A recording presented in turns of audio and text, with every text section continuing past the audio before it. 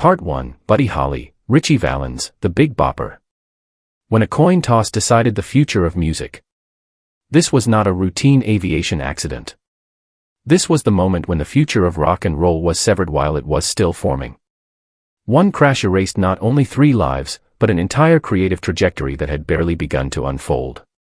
What makes this tragedy unbearable is that it was not driven by ego, rebellion, or excess. It was driven by exhaustion, cold, and ordinary human need. The Winter Dance Party Tour was a logistical failure from the start.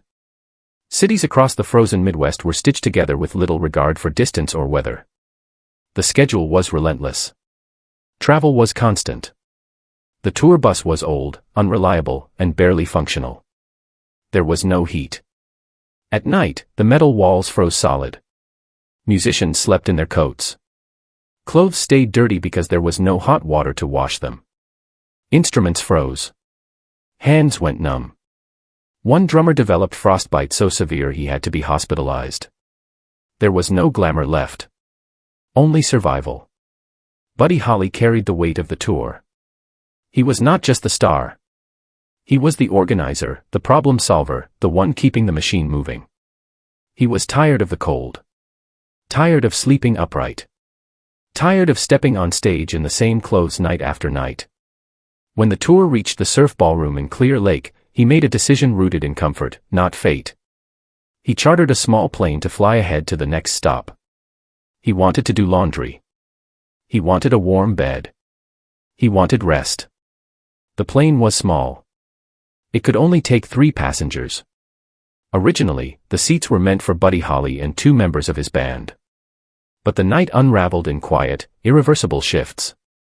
The Big Bopper was sick. He had the flu. He was feverish, weak, and struggling through performances. He asked Waylon Jennings for his seat. Not out of ambition. Not out of entitlement. Just to lie down and recover. Waylon agreed without hesitation. A simple act of kindness. Buddy overheard the exchange. He laughed. He made a joke. He said he hoped the old bus would freeze on the road. Waylon fired back with a joke of his own. He said he hoped the plane would crash. It was the kind of dark humor shared by young men who did not believe words carried weight. No one paused. No one reconsidered. Across the room, Richie Valens stood quietly. He was 17. A prodigy. The first Latino rock star. But he was afraid of flying. The fear was not abstract. As a child, he had witnessed a plane crash near his school. The image never left him. He wanted to be on that flight. He also dreaded it. Richie approached Tommy Alsop and asked for his seat. Tommy hesitated. There was no rational way to choose. So they did what people do when they refuse responsibility for chance. They flipped a coin. In a crowded dressing room, under yellow lights, the coin spun in the air. Richie called heads. It landed heads. He won. He smiled and said it was the first thing he had ever won in his life. No one understood that music history had just been reduced to randomness. The plane took off into darkness and snow. The storm was worsening. Visibility was nearly non-existent. The pilot was young and inexperienced with instrument flying. There was no visible horizon. No external reference. Only swirling white and unreliable sensation. Minutes after takeoff, the aircraft vanished. There was no distress call. No warning. By morning, the wreckage was found in a frozen cornfield, twisted and broken. The scene was silent and brutal. Personal items lay scattered across the snow. Dice. Guitar picks. Small artifacts of joy turned into evidence. Buddy Holly was 22. Richie Valens was 17. The Big Bopper was still in his 20s. None of them survived the impact. The shock rippled outward immediately. Buddy Holly's wife was pregnant. She learned of his death through television coverage. The trauma was overwhelming. She miscarried the next day. The loss of that unborn child became part of the tragedy, forcing authorities to change how victim identities were released to families. That day came to be known as the day the music died. Not because music stopped, but because innocence did. The optimism of the 1950s collapsed under snow and steel. Rock and roll entered a darker era, stripped of its illusion of safety. A genre that once felt invincible was reminded that it was not. The unanswered question still hangs in the air. Was this destiny, or just a merciless chain of coincidence? And as the sky continued to claim more voices in the decades that followed, the next chapter moves from frozen fields to warmer ground, where negligence and power would turn a simple flight into something far more disturbing. Part 2, Aaliyah. When negligence turns an accident into a crime. The story leaves the frozen cornfields and lands under bright Caribbean sun. Warm air. Blue water. A runway edged by palm trees. The contrast feels cruel. Where the first tragedy was shaped by cold and chance, this one unfolds in heat and pressure. This was not a moment stolen by fate. It was built piece by piece. Aaliyah stood at the center of the new millennium. Her third album had just arrived, polished and futuristic, setting a new direction for rhythm and blues. Hollywood had opened its doors. A major film role placed her on the edge of a crossover few artists ever achieve. She was young, controlled, and impossibly calm. The image was effortless power. The reality was a schedule that never slowed down. The trip to the Bahamas was supposed to be simple. A music video shoot. Clear skies. Ocean light. The work went smoothly. The crew finished early. That single detail changed everything. Aaliyah wanted to leave. She wanted to return to Miami. To go home. The reason was not reckless. It was personal. Familiar. Human. The larger aircraft arranged for the following day was dismissed. Waiting felt unnecessary. A smaller plane was chartered to leave immediately. The decision compressed time, erased margin, and shifted risk into a narrow space. On the tarmac, the aircraft looked visibly different from the one that had brought them in. Smaller. Lighter. Less forgiving. The group traveling with Aaliyah was large. Stylists. Security. Label staff. Equipment from the chute. Cases of gear and heavy bags were loaded rapidly. The weight added up fast. The balance shifted. The aircraft was no longer operating within safe limits. Witnesses later described tension on the runway. Raised voices. The pilot reportedly objected. Concerns about weight were expressed. The atmosphere became strained. Time pressed in from every side. Schedules. Expectations. The invisible pressure that follows celebrity wherever it moves. Despite the warnings, the loading continued. The door closed. This is where the question sharpens. Who truly decides when a plane takes off? Is it the pilot who holds the controls? Or the system that makes refusal feel impossible? In moments like this, authority becomes blurred. Responsibility dissolves into shared urgency. No single hand pushes the aircraft forward. The momentum does. The engines roared. The plane began its run.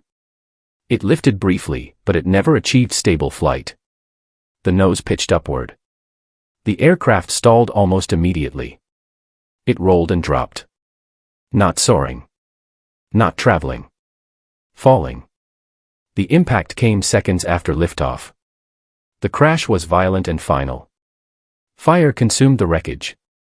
There was no space for correction. No second attempt. Everyone on board was lost. Aaliyah was gone at 22. The investigation changed the story entirely.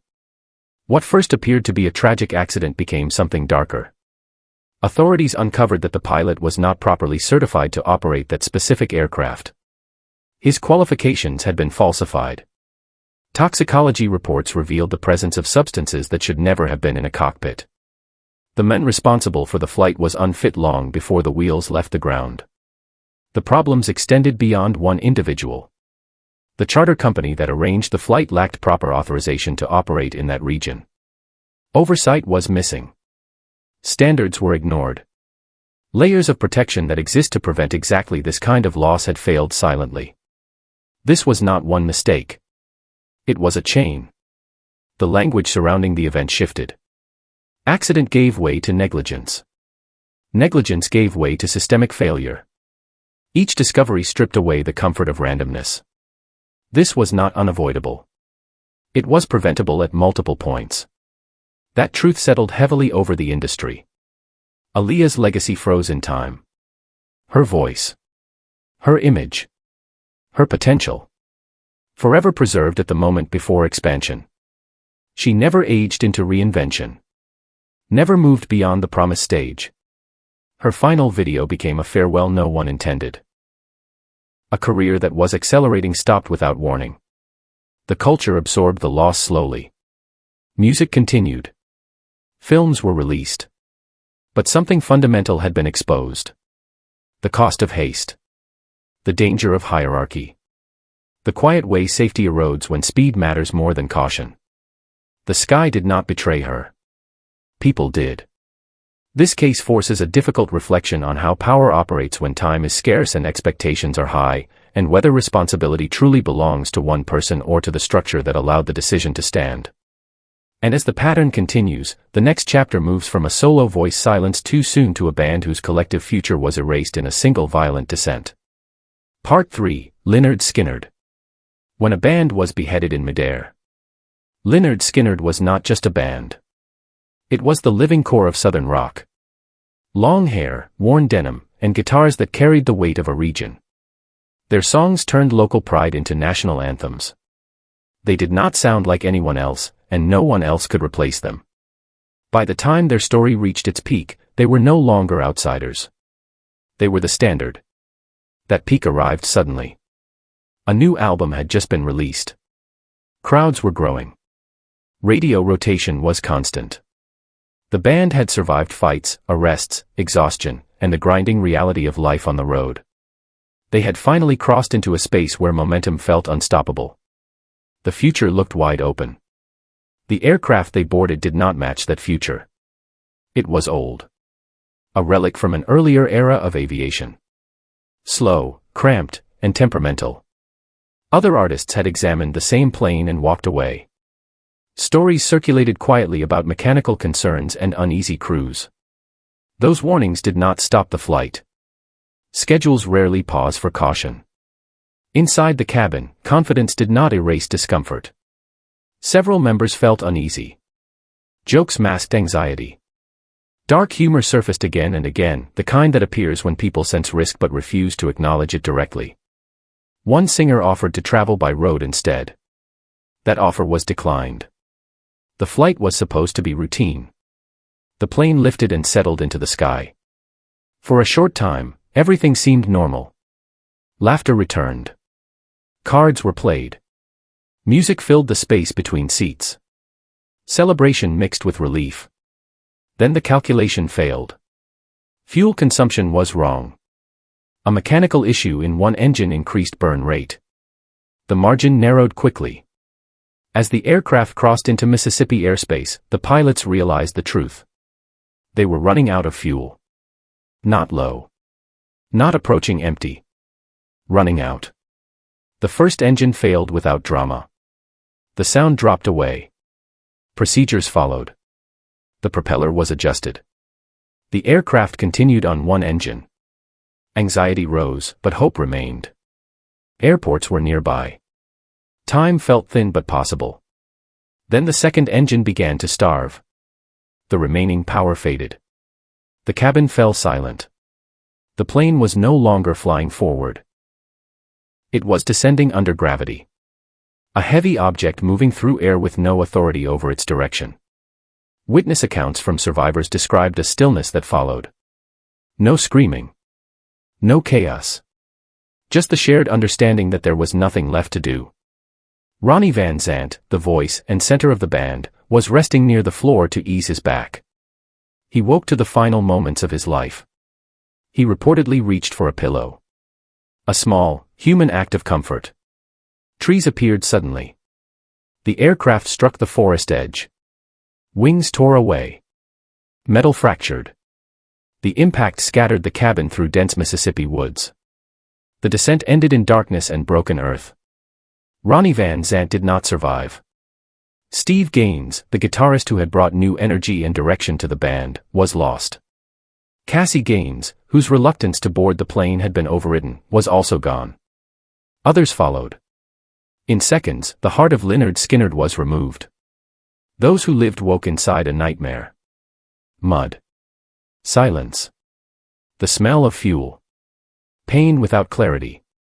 One injured survivor crawled through thick undergrowth seeking help.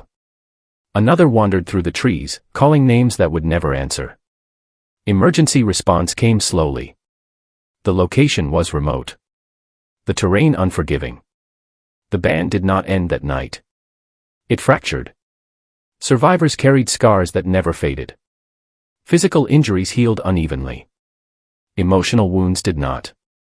When the group later reunited in a different form, the music continued, but the core was gone. The original balance could not be restored.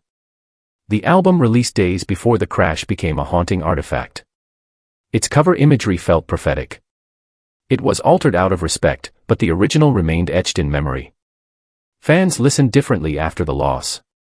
Songs once filled with swagger now carried weight and absence. This tragedy did not feel random to those who lived through it. Too many warnings had been ignored. Too many chances to stop had passed. The crash did not just end lives. It ended a specific future for Southern rock. The sound that might have evolved was buried in the trees. What remains is legacy. Records. Stories. A sense of what could have been.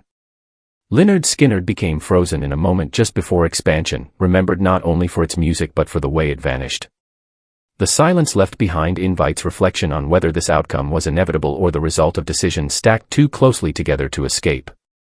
And as the journey continues, the next chapter shifts north to icy water, where a single voice on the verge of transformation was lost before the world could hear what came next. Part 4, Otis Redding.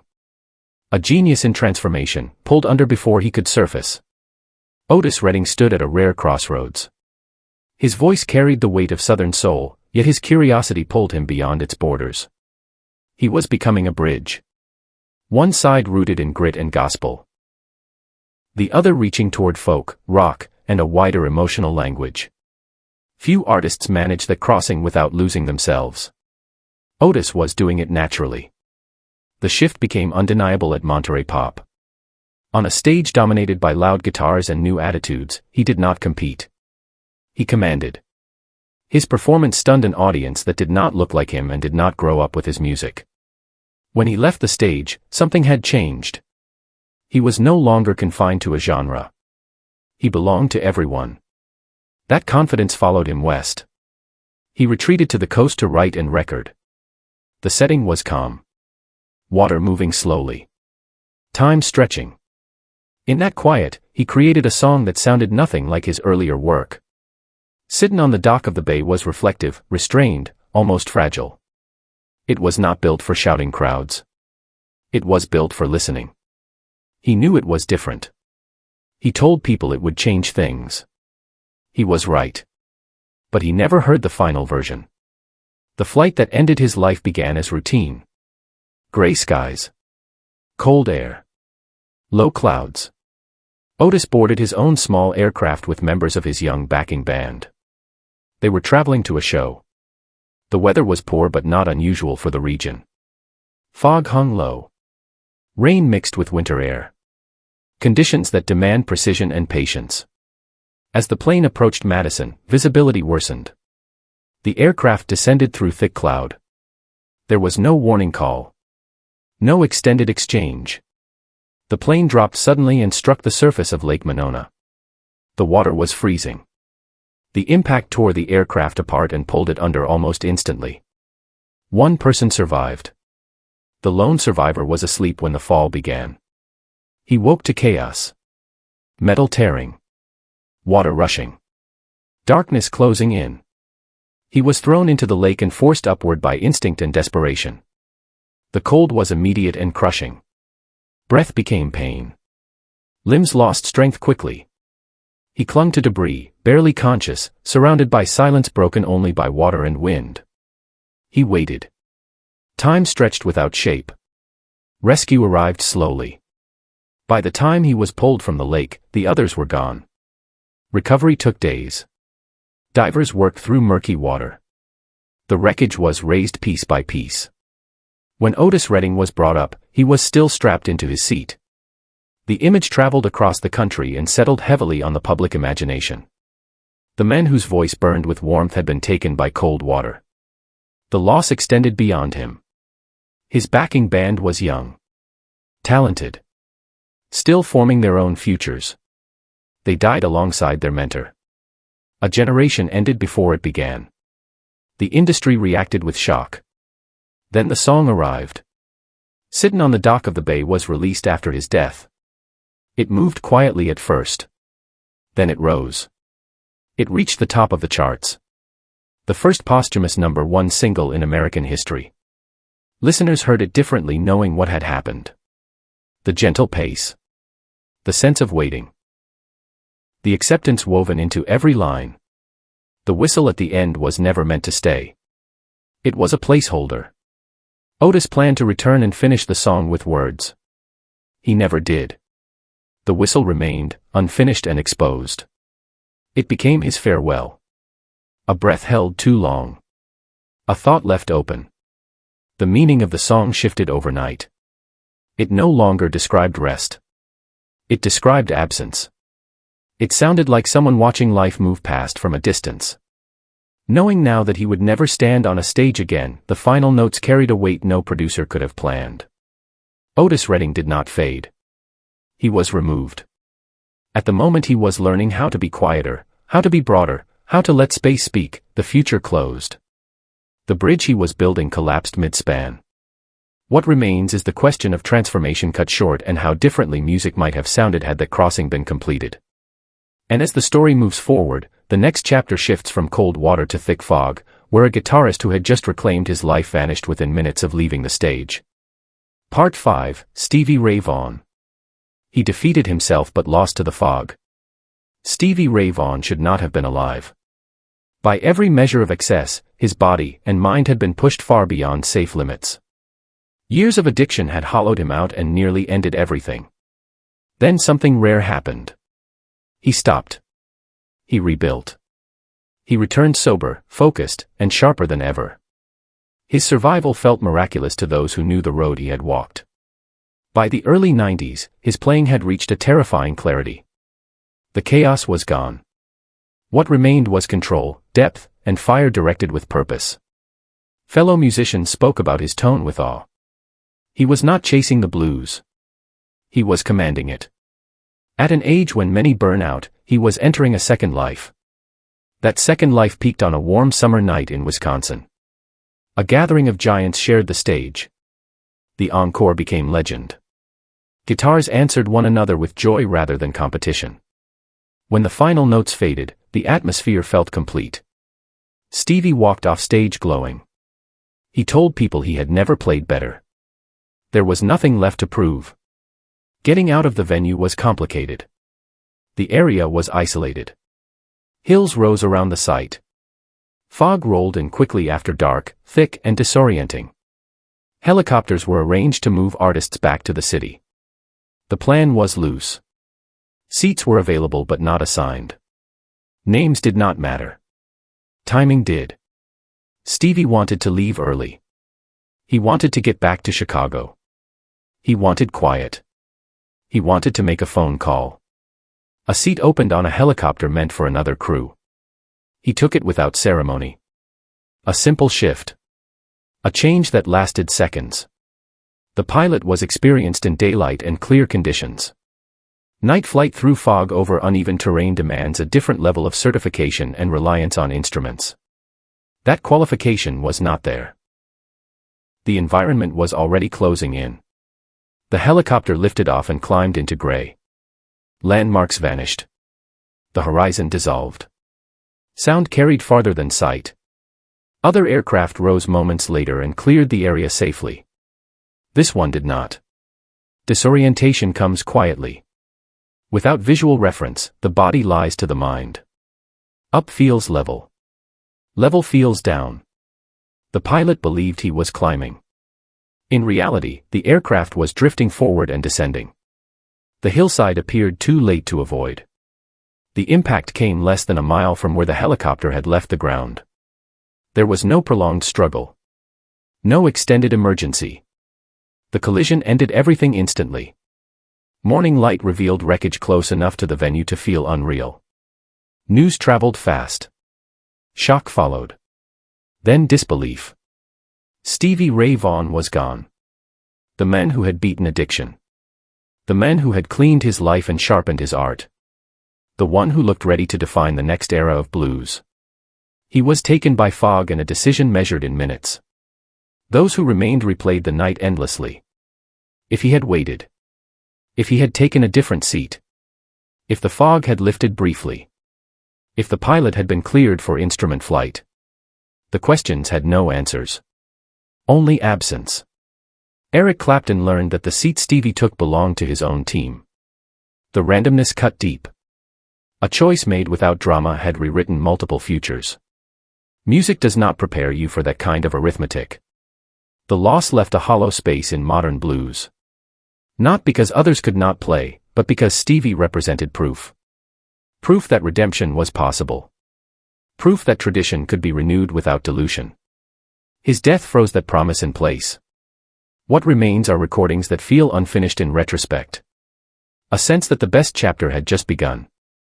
Listeners hear his later work with a different ear now, listening for directions that were never followed.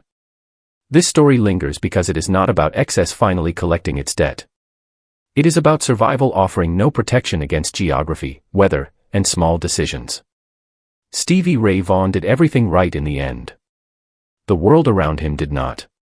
The quiet question that follows is how many lives pivot on moments this small and how often we mistake survival for immunity.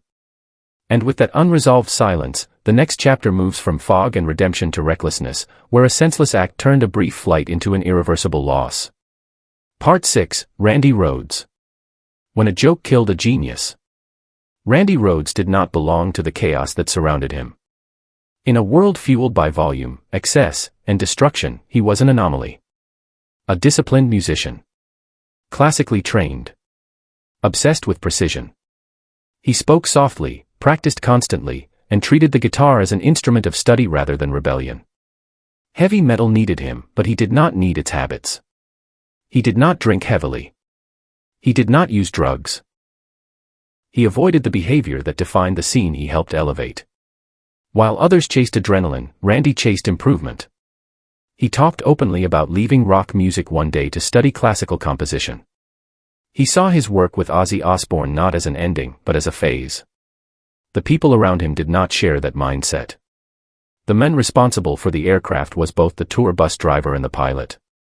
He was unstable, exhausted, and later found to have cocaine in his system. He had been awake through the night. Judgment was already compromised before the sun rose. Despite this, he decided to take a small plane from a nearby airstrip without authorization. It was not scheduled. It was not approved. It was impulse. The first flight was reckless but ended safely. The plane flew low over the tour bus, roaring past as a crude prank meant to wake the sleeping crew. Laughter followed. No consequences arrived. That absence of punishment encouraged repetition. A second flight followed the same pattern. Lower. Closer. More aggressive. Still no disaster. The illusion of control hardened into confidence. The pilot believed he could not fail. Randy did not want thrill. He agreed to board the aircraft for a quiet reason. He wanted to take photographs from the air to send home. A small moment of beauty. A souvenir. He sat beside a woman from the crew who was seen as a protective presence on tour. Neither of them sought danger. The third pass was different. The margin vanished. The wing clipped the roof of the tour bus. The impact ripped control away instantly. The plane spun, struck a tree, and slammed into a nearby structure. Fire followed. There was no opportunity for escape. The crash destroyed everything within seconds. Randy Rhoads was gone. The woman beside him was gone. The pilot was gone. The remains were so damaged that identification required dental records and personal items. The genius who reshaped modern metal did not leave the aircraft alive. This was not fate. No storm intervened. No mechanical failure initiated the chain. This was human recklessness carried past the point of reversal. A prank became a final act. A moment of boredom erased a future. Ozzy Osbourne witnessed the aftermath. The loss shattered him. Randy had stabilized his career and anchored his music. Without him, Ozzy spiraled. Grief mixed with guilt. The band fractured emotionally even as it continued professionally. The industry struggled to process the loss. Randy had released only a small body of work, yet his influence spread rapidly. Guitarists studied his phrasing. Teachers broke down his technique. He became a benchmark without ever aging into legend. What remains unbearable is the clarity of cause. This was not an unavoidable accident. It was preventable at every step. A decision to stop. A decision to refuse. A decision to ground the aircraft. None were made. Randy Rhoads did not die because he lived recklessly. He died because someone else did. That distinction matters. It separates tragedy from cautionary tale. It leaves no room for romance. The silence he left behind feels sharper than most. It is the silence of work unfinished by choice, not by exhaustion. A mind that wanted to grow was cut short by stupidity. The question that lingers is not why this happened, but how often recklessness is excused as humor until it demands a price. And as the story moves forward, the next chapter leaves metal behind and turns toward country music, where a powerful voice flew into a storm driven by one simple desire to get home. Part 7, Patsy Cline. When the need to get home outweighed the fear of dying. Patsy Cline did not sing country music as a role. She inhabited it. Her voice carried steel and tenderness in equal measure, strong enough to bend a melody and precise enough to hold it steady. She did not simply cross into pop charts. She forced them to open. By the early 60s, she stood apart as a singular presence, a woman whose sound felt inevitable once heard. Her life carried an undercurrent of fate long before the flight. Years earlier, a violent car crash had torn through her body and left scars that never fully faded. Recovery reshaped how she saw time. Friends noticed a shift. She spoke about mortality with an unsettling calm. She joked about close calls as if counting them. 2 bad ones, she would say. The third would decide everything. It sounded like bravado. It felt like premonition. The final trip began as an act of generosity. A benefit performance for a grieving family. Long hours. Little rest. She was sick with the flu and exhausted, but she sang anyway. When it ended, she wanted one thing. To get home. Her children were waiting in Nashville. That pull outweighed caution, weather, and advice. The weather across the region was severe. Low clouds. Heavy rain. Gusting winds. Conditions that grounded larger aircraft. The plane available was small. The pilot was trusted but limited. He did not hold certification to fly by instruments alone. That meant he needed visual reference to remain oriented. Clouds erase that reference. Night makes it worse. Friends urged her to wait. One fellow singer offered a car and a long drive instead. Warnings were direct and emotional. She listened. She refused. Her resolve was firm and quiet. When it is my time, she said, it is my time. The words settled heavily in the room. The flight departed into darkness. It stopped once to refuel. At the airfield, another warning came. The weather ahead was described plainly. Dangerous. Unforgiving. Offers were made to delay. To rest. To find another way. The pilot declined. He planned to follow the highway lights below, using traffic as a guide. It was a desperate solution. It was not a safe one. The plane climbed and entered turbulence. Rain streaked the windshield. Clouds closed in. Without a clear horizon, the body betrays the mind. Balance lies. Up feels level. Level feels down. Spatial disorientation takes hold quickly and quietly. Pilots describe it as losing the argument with your own senses. The aircraft began to descend. The engine noise changed. Witnesses on the ground later described the sound as urgent and sustained, a machine straining against gravity. There was no recovery.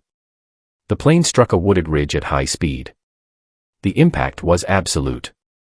Morning revealed devastation. The wreckage was scattered through trees. Personal items hung where branches had torn them free. The aircraft was broken beyond recognition. Patsy Cline was gone, along with those traveling with her. She was 30 years old. Country music absorbed the loss in shock. There had been deaths before, but not like this. Not at the height of power. Not of a woman who had reshaped the genre's possibilities. Her songs flooded the airwaves again, now carrying an added weight.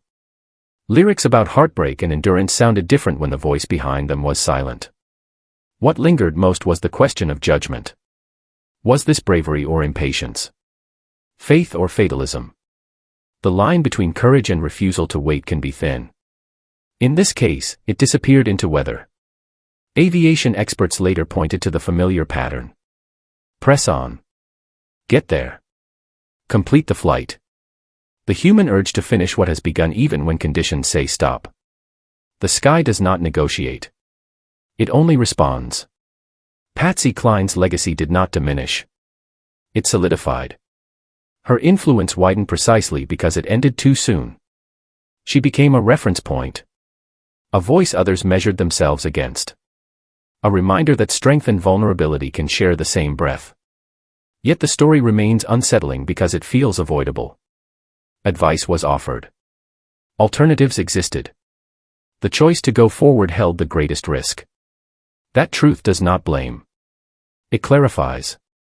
Country music lost its first reigning queen that night. The crown did not pass easily. It hovered, heavy with absence. Her recordings remain vivid, full of control and warmth, untouched by the years that never came.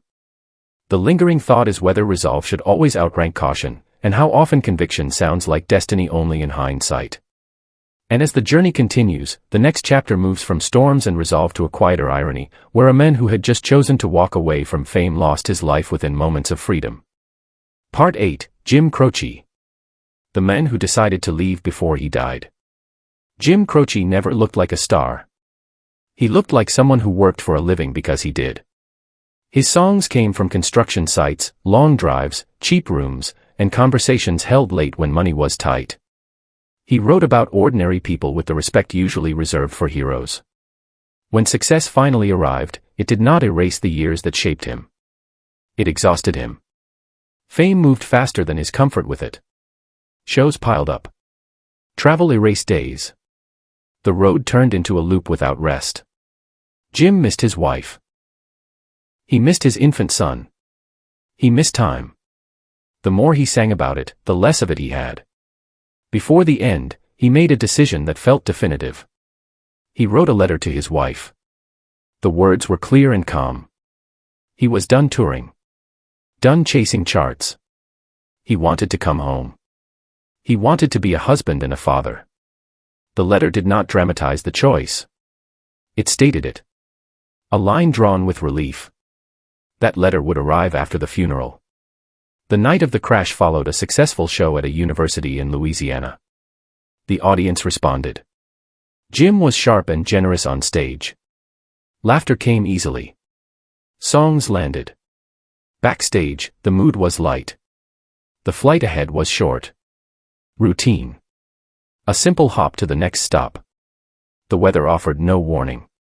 Clear air. Good visibility. No storm systems. No turbulence forecast. It felt like the safest kind of travel. The aircraft was small but familiar. The pilot was experienced. Nothing in the environment argued against leaving. The plane taxied. Engines lifted the quiet night. The runway lights slid past. The aircraft rose, but not enough. At the end of the runway stood a single pecan tree. It was tall. It was dark. It was known to locals. The climb angle was shallow. The margin was thin. Impact came almost immediately.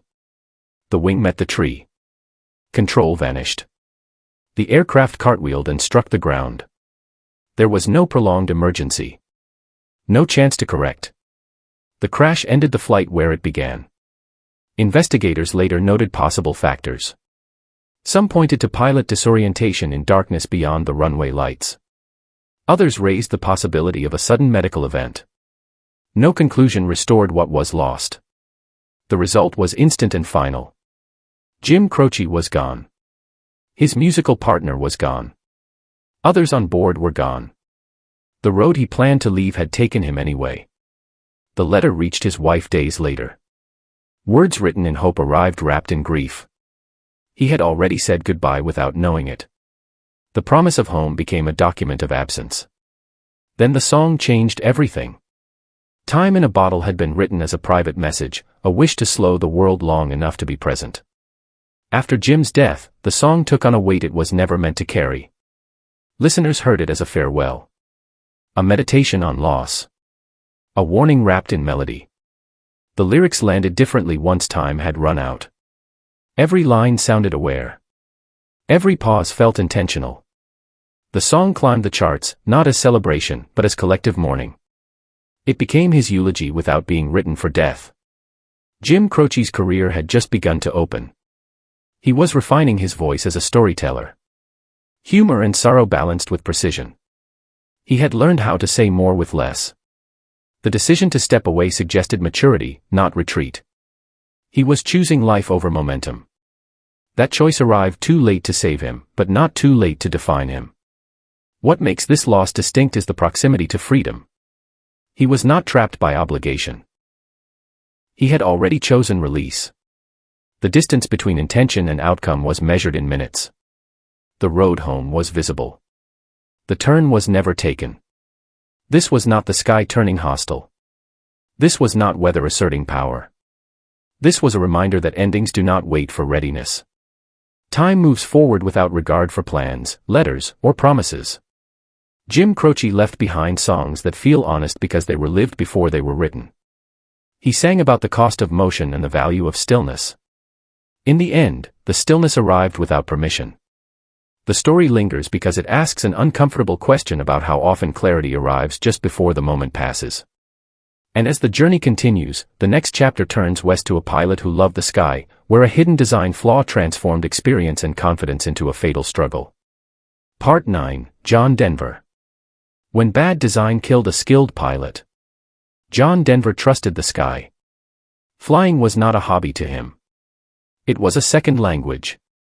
He logged thousands of hours, studied aviation seriously, and believed discipline in the cockpit mirrored discipline in life.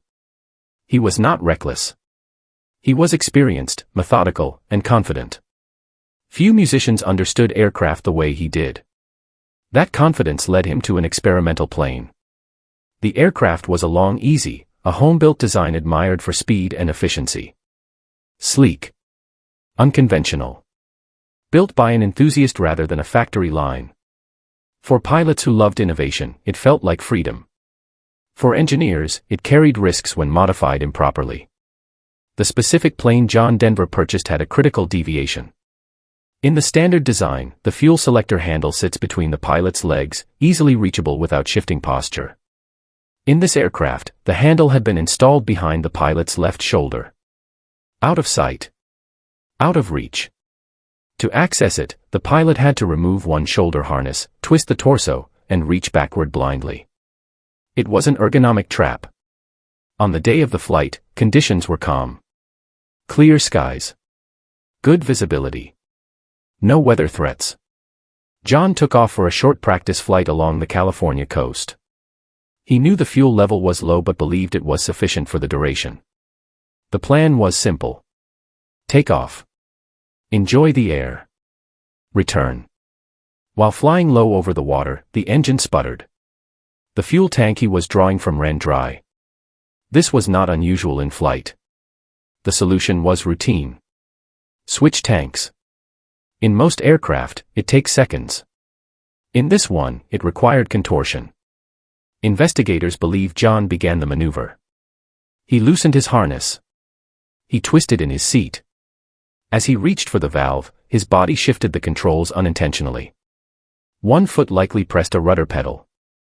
The aircraft began to yaw and descend. The pilot's attention was divided between the failing engine and the unreachable handle. Control was lost quietly. There was no prolonged struggle. Witnesses on shore heard a pop. Then they saw the plane dive. It struck the ocean with tremendous force. The impact shattered the aircraft instantly. There was no fire. Only debris floating on the surface. Recovery crews later found the remains. The damage was severe. Identification required fingerprints. The man who sang about open roads and wide skies was gone beneath the water he had flown above moments earlier. The investigation was direct. The National Transportation Safety Board pointed to the fuel selector placement as a primary factor. Combined with the decision to take off with limited fuel, the design flaw became fatal. Experience could not compensate for poor engineering. Skill could not overcome physics and ergonomics. This was not weather. Not impairment. Not inexperience. It was the collision of confidence with a machine that demanded too much at the worst possible moment. John Denver's death unsettled the aviation community. Experimental aircraft offer freedom, but freedom without standardization carries consequences. His case became a warning about modifications, human factors, and the danger of assuming familiarity equals safety. For fans, the irony was painful. Songs about flight, nature, and peace echoed through radios while the man behind them had lost his life in a struggle against a small mechanical decision. A handle placed a few inches too far changed everything. The legacy did not vanish. His music remained. His advocacy endured. But the way he died reframed how people understood risk, even for those who appear most capable. The lesson was not that he should not have flown. It was that even experts are vulnerable when design ignores the human body under stress.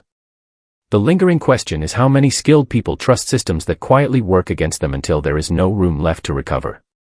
And as the journey reaches its final chapter, the next story closes the circle, returning to fire and rumor, where an idol of an earlier era lost his life and his reputation in the same night. Part 10, Ricky Nelson. Killed by fire, then killed again by rumor. Ricky Nelson grew up in the American living room. Before pop stardom became manufactured, he was already familiar. Television raised him in public. A clean smile. A soft voice. Songs that felt harmless and sincere. He was the original teen idol, a bridge between family sitcom innocence and the birth of rock and roll. For a generation, he was youth itself. Time moved on. Tastes changed. The industry hardened. By the mid-80s, Ricky was no longer the future. He was history trying to stay visible. He toured the oldies circuit, not out of vanity, but necessity. Bills still arrived. Audiences still came, though smaller and older. The applause carried nostalgia more than discovery. The plane that carried him that night carried history too. A DC-3, built for another era. Durable. Familiar. Also aging. Metal that had seen decades of service. Inside, systems designed when expectations were different. The heater was gasoline-powered, an old design that demanded careful maintenance. That care failed. Smoke appeared mid-flight. Not slowly. Not subtly. Thick and choking. The heater had malfunctioned and ignited. Fire spread inside the cabin. Visibility vanished. Breathing became difficult. Panic rose, but options were limited. The cockpit crew fought to control the aircraft and find a place to land. They reached a field. The landing was violent. Trees were clipped. The aircraft broke apart. The pilots escaped through the cockpit windows, injured but alive. Behind them, the cabin burned. Passengers were trapped by heat and smoke. There was no path out. Ricky Nelson died there, along with those traveling with him. The fire did what impact did not. The scene was devastating. The boy America once adored was gone, reduced to ash inside a plane meant to protect him. Then the second death arrived. Within hours, headlines spread a story that fit a darker narrative. Claims of substance use. Suggestions that reckless behavior caused the fire. Rumors moved faster than facts. The image of a fallen idol was rewritten overnight. Shame replaced sympathy. A legacy was stained before it could be defended. The investigation told a different story. No evidence supported the rumors. No proof of wrongdoing by the passengers. The cause was mechanical. A faulty heater. An aging system that failed under pressure. The fire was not sparked by behavior. It was sparked by neglect. The truth emerged quietly, long after damage was done. Corrections rarely travel as far as scandal. By then, the myth had settled into public memory. Ricky Nelson had been lost twice. Once to flames. Once to narrative. The end of his life felt symbolic. A figure born in the glow of the 1950s disappeared in a crash that closed that era for good. The dream of endless youth and safety dissolved into smoke and noise. The country moved forward. Television changed. Music hardened. Innocence became a memory. His sons would later find success of their own, carrying the name forward in a different time. But the father who made it possible never saw that chapter. He remained fixed in an earlier frame, smiling on a screen that no longer existed.